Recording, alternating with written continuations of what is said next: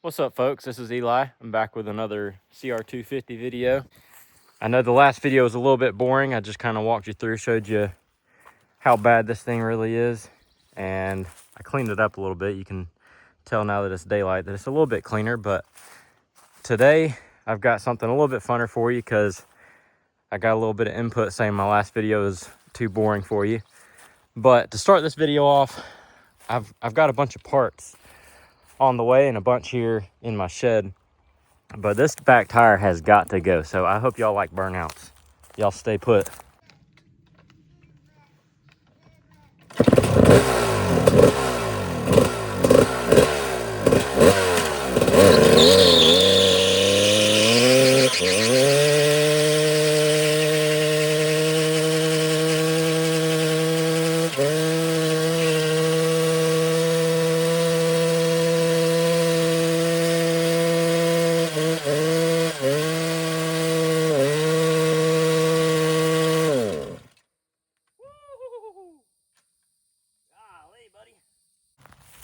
I think I smoked y'all out in the middle of that burnout. Y'all probably couldn't see a thing, all that smoke between the tire and the two-stroke, but I think that's pretty good. That tire's about down to its last leg. It's getting down to the wire right there. So I reckon we'll call that good.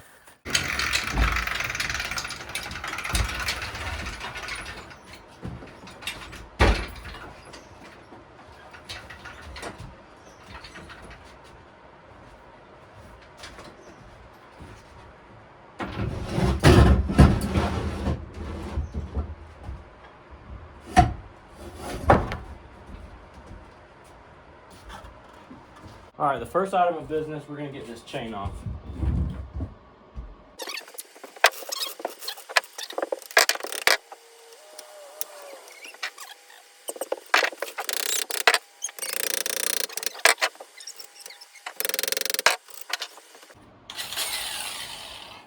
Before I waste too much time trying to get this chain off, we're not reusing it, so let's just cut it.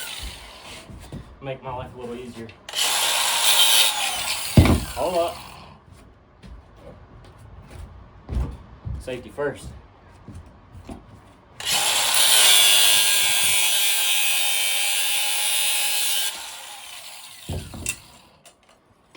There she is.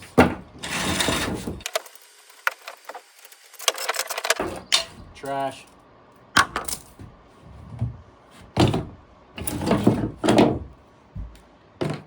Next up, let's get this wheel off.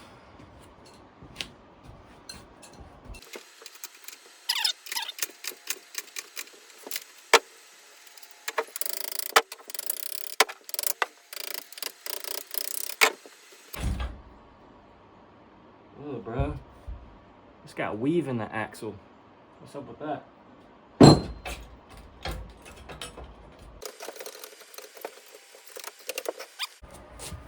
We got to get this tire and tube off.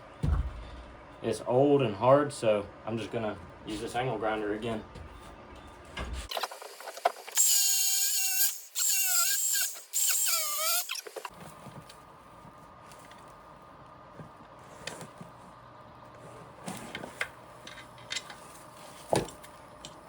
Trash.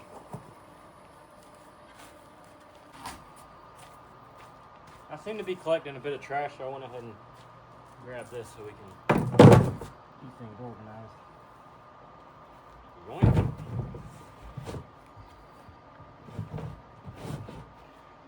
Time to yank these spoke straws and the rim tape.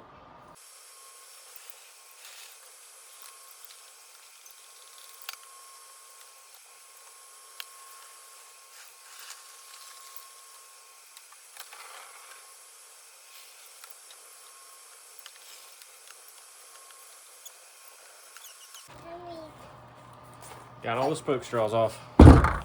I've got this rear wheel all stripped and it's pretty freaking crusty. I don't know if you can see, but these spokes are all painted. The wheels got flaked paint and it's just overall really nasty. So I've got access to a sandblaster. Hopefully this thing will fit in the sandblaster, and I'm gonna take this over there and get it cleaned up.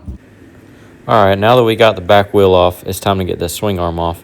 Guys, I don't know why, but for some reason this thing just kicked my butt getting this sucker off. And you'll see here in a second, I've got a blooper. I'm kind of embarrassed to include it, but I'll slow it down here in a second to show you. So I got that swing arm bolt loose finally, and I come over here to knock it out. And as I'm leaning over the bike, here it is.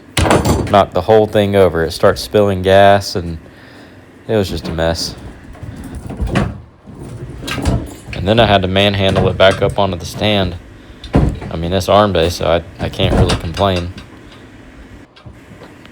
Anyways, yeah, I thought it was funny to include that. You didn't hear me on the camera cussing, but I definitely was in my head. So here I am struggling to get it situated back on the stand right way. And anyways, I managed to get it out. I don't think I included it in this, but I did get the swing arm off.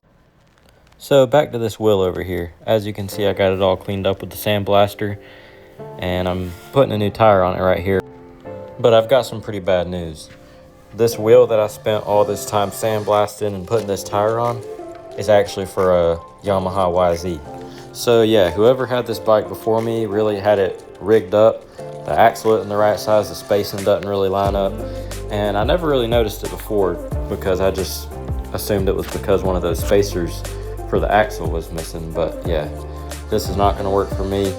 I'm gonna have to get a new OEM wheel for this sucker. I'll let you see me finish putting on the rest of this tire here. And on the bright side, I didn't pop the tube. That's great. I've done that plenty of times. As soon as I popped the tire on and put some air in the tube, I went to throw on the sprocket, and you'll see here in a second, that's when the bad news hit me. Pretty devastating moment there.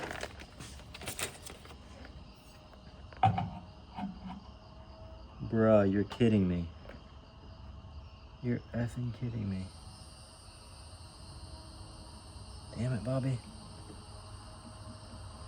So I went ahead and ordered a new Honda wheel off of eBay, but we're gonna go ahead and knock out these swing arm bearings. Let me show you how I'm doing them. All right, the first step to getting these bearings out is gonna be to have a disgusting work table just like I've got. No, actually don't do that. It's not very helpful. But first we're gonna clip that right there. And then we're gonna pop all the stuff out of this bearing. So we've got that washer.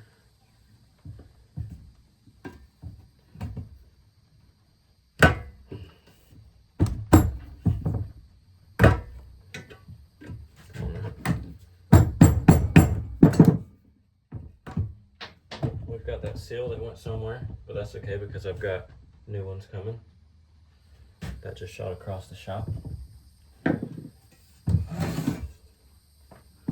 And there's a sleeve in here that's supposed to be coming out, but it is in there. Let's see if we can't get it loose somehow.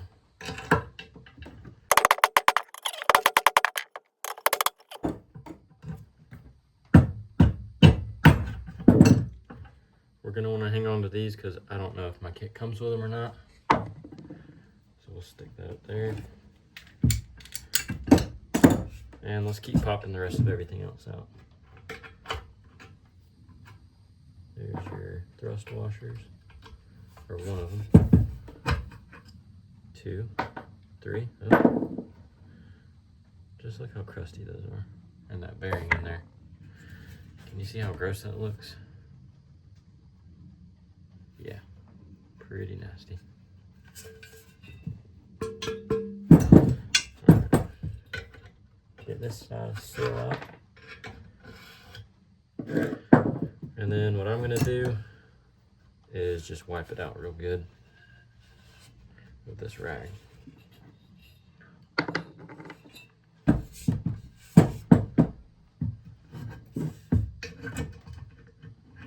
That is not good. That is not good at all.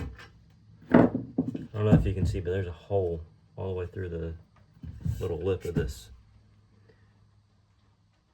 Good grief. Can you see that? That is bad. I really hope we can fix that.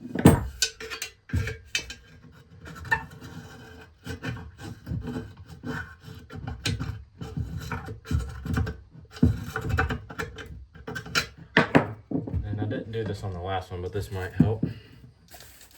Gonna get some PV Blaster, the good stuff.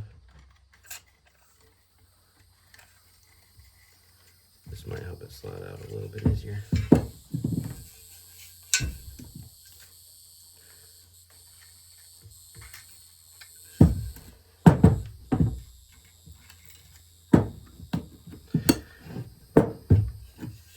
So, they make a special bearing driver kit for this, but basically all it is a threaded rod.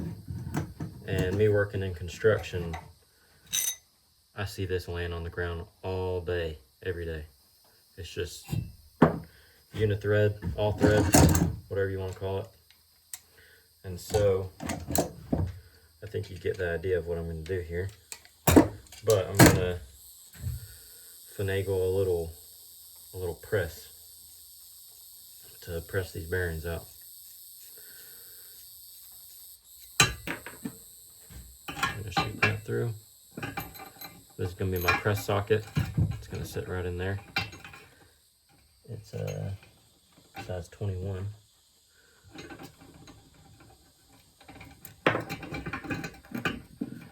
I'm going to double nut this back side, and then we're going to crank from the other side.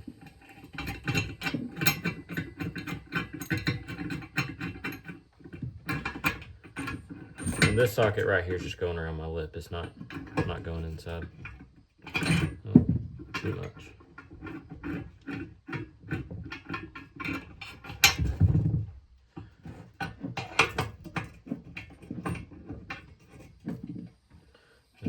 Toss a washer and a nut on here, and we'll get it cranking.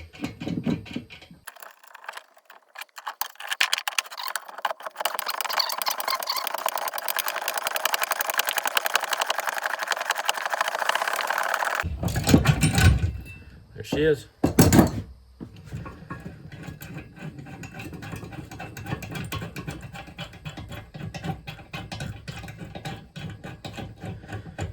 This outside socket that went on the lip caught our bearing. Here it is. Yeah, this one is shot out.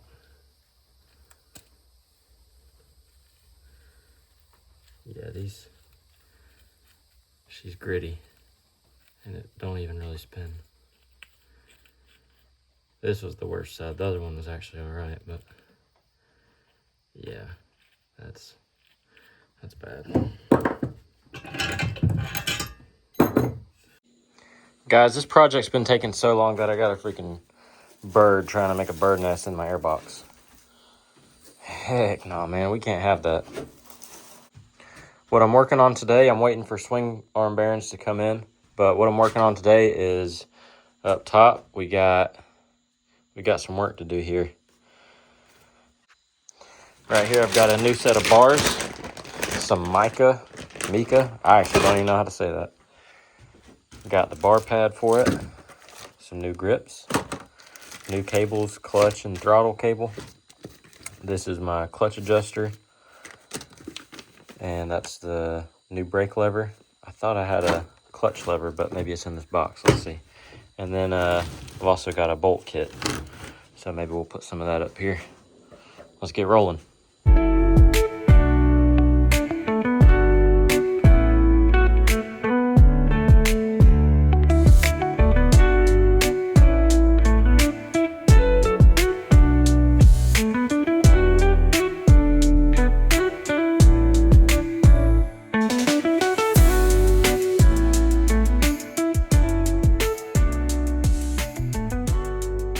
Guys, I apologize for cramming so much into just one video, but hey, why not one more thing to show you?